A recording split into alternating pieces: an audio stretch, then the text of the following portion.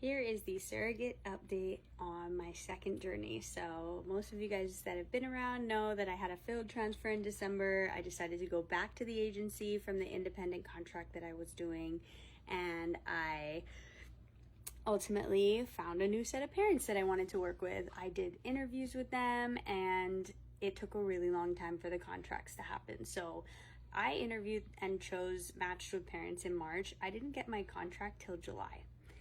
When I reviewed the contract, it was 28 pages long. There were some major discrepancies and miscommunications.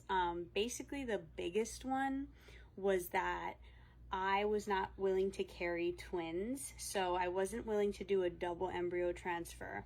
And if the embryo were to split, I wasn't willing to carry twins in that case, which would trigger a selective reduction. And if you do a selective reduction, basically they choose one embryo. There is a chance of you losing both embryos, which is a very big risk. I know for a lot of the intended parents, they're putting a lot of money into it. A lot of them don't have that many embryos to lose, so it is a big risk. However, we talked through this in the earlier stages before the contract, and there was a big miscommunication about compensation. So the agency compensates you an extra $5,000 for carrying twins. So that's on top of your base pay. I negotiated to have a higher base pay initially anyways, which got messed up in the contract. That was one of the discrepancies. And in addition, the parents had reached out to me after our initial interview and asked me if I would be willing to carry twins if the embryo were to split for double the pay.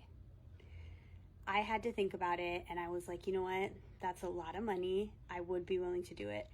They did not mean double my base pay. They meant double the $5,000, which would be $10,000 for carrying twins. To me, still not worth it. So those parents ultimately decided to drop me, and I totally get it. Like, it's a lot of money, and this is their embryos, which are so precious. But for me, it's like I have two kids at home that I'm coming home to, that I need to come home to. And if I were to get paid double, that would be some life-changing money. I might be willing to risk it, but I'm not willing to risk it for that amount of money.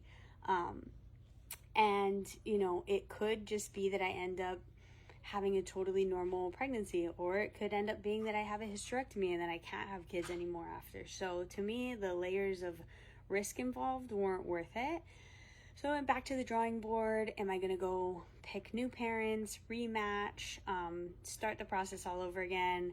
And I feel like I just keep pushing it and forcing something that's not aligning. Like I said, it's been 10 months now, and I keep getting redirected.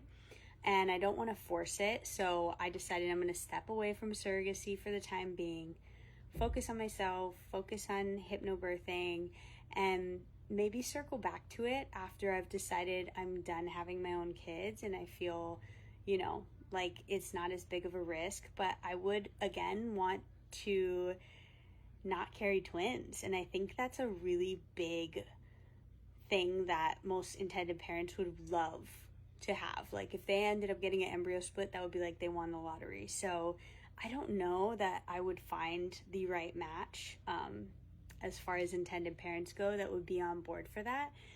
So like I said, for the time being, I'm just stepping away from surrogacy, but I am here as a resource. If anybody has questions or they want to know more about the agency I was working with, I'd be happy to point you in the right direction.